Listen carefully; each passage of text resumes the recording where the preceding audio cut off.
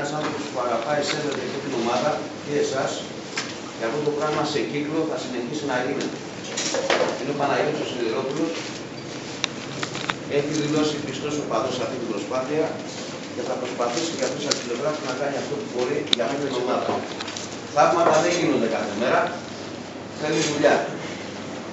Προσπαθήστε τουλάχιστον αυτά τα πράγματα να τα αντιλαμβάνεστε σιγά σιγά. Να θυμάστε κάτι πίσω από το δικό μας το μυαλό, δεν κρύβεται καμιά πονηρή σκέψη και δεν είμαστε άνθρωποι που θέλουμε ή και μπορούμε να κοροϊδέψουμε κάποιον από εσάς. Τι θέλουμε από εσάς? Δώστε μας χρόνο και θα βλέπετε καθημερινά με πράξεις ότι κάτι αλλάζει. Συνεχίστε να σέβεστε αυτά τα χρώματα που φοράτε. Είναι ένα δύσκολο παιχνίδι σήμερα και θέλω να τα αντιμετωπίσετε με την ίδια σοβαρότητα που αντιμετωπίσετε τα τελευταία παιχνίδια μας εμείς εδώ. Είναι και η μέρα που θα μπορέσετε να γνωρίσετε τον πρόεδρο του Σωματείου, τον Μουζουράκη τον Γιώργο, και θα σας πει δύο κουβέντες. Δεν θα πω πολλά πράγματα. Ήδη έχετε γνωρίσει τους ανθρώπους και τον Ιούτα και τον Ιούτα. Προσπαθούμε να κάνουμε την προοδευτική,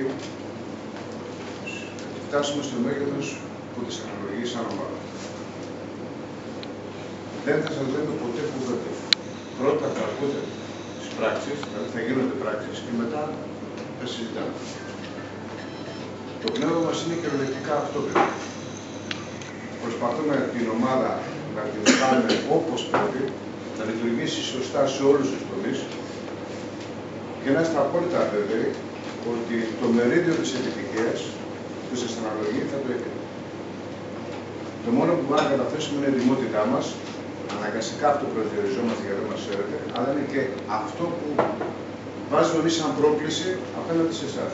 Από εσάς ζητάμε να προσπαθείτε όπως προσπαθήσετε και εμάς αφήστε μας να δώσουμε μια ελπίδα.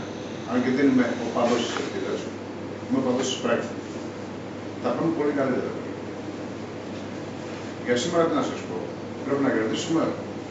Εκτός από πρόεδρος είμαι και προοδευτική, που σημαίνει ότι πάντα θέλω να κερδίσω. Εγώ εύχομαι καλή επιτυχία. Εδώ είμαστε καθημερινά κοντά σας υπάρχουν άνθρωποι και ό,τι και αν υπάρξει θα είμαστε δίπλα σας. Αυτό μόνο σαν αρχή, τα υπόλοιπα θα τα λέμε αυτό το χρόνο. Έτσι. Καλή επιτυχία, παιδιά.